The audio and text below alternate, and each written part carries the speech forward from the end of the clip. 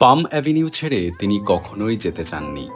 ওই দু কামরার ফ্ল্যাটেই ছিল তাঁর বহু স্মৃতি। এই ফ্ল্যাটে ছড়িয়ে থাকা বই, বিছানা, গানের ক্যাসেটের মধ্যেই ছিল তাঁর জীবনযাপন। সেই পাম অ্যাভিনিউয়ের বাড়ি থেকে শেষবারের মতো যাত্রা করলেন প্রাক্তন মুখ্যমন্ত্রী বুদ্ধদেব ভট্টাচার্য। প্রবীণ সিপিএম নেতার মরদেহ লাল পতাকায় মুড়ে তোলা হলো সববাহী সকেটে। তারপর সেটি রওনা দেয় পিস ওয়ার্ল্ডের উদ্দেশ্যে।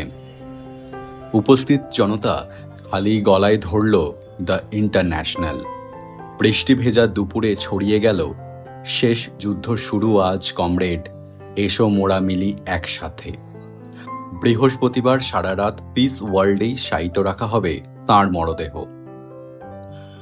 শুক্রবার সকাল 10:30টায় পিস ওয়ার্ল্ড থেকে বিধানসভায় নিয়ে যাওয়া হবে বুদ্ধদেব বাবুর মরদেহ। 11:30টা পর্যন্ত বিধানসভায় রাখা হবে মরদেহ। সেখানেই রাষ্ট্রীয় মর্যাদা দেওয়া হবে তাঁকে। তারপর সেখান থেকে আলিমুদ্দিন বামেদের পার্টি অফিসে নিয়ে যাওয়া হবে।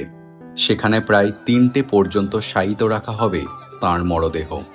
এরপর বিকেল 4টে নাগাদ এনআরএসে তার শেষ ইচ্ছে মতো দেহদান করা হবে প্রয়াত প্রাক্তন মুখ্যমন্ত্রীর। রাজ্যের প্রাক্তন মুখ্যমন্ত্রীর প্রয়াণে শোকবার্তা জানিয়েছেন প্রধানমন্ত্রী নরেন্দ্র মোদীও।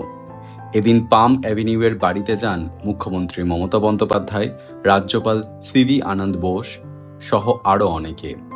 গভীর শোক প্রকাশ করেছেন তাঁরা। প্রয়াত বুদ্ধদেব ভট্টাচার্যকে শ্রদ্ধা জানাতে বহু রাজনীতিবিদ থেকে শুরু করে অগণিত মানুষের ভিড় জমেছিল এই পাম অ্যাভিনিউয়ে। বৃহস্পতিবার পূর্ণ দিবস ছুটির ঘোষণা করেছে রাজ্য সরকার।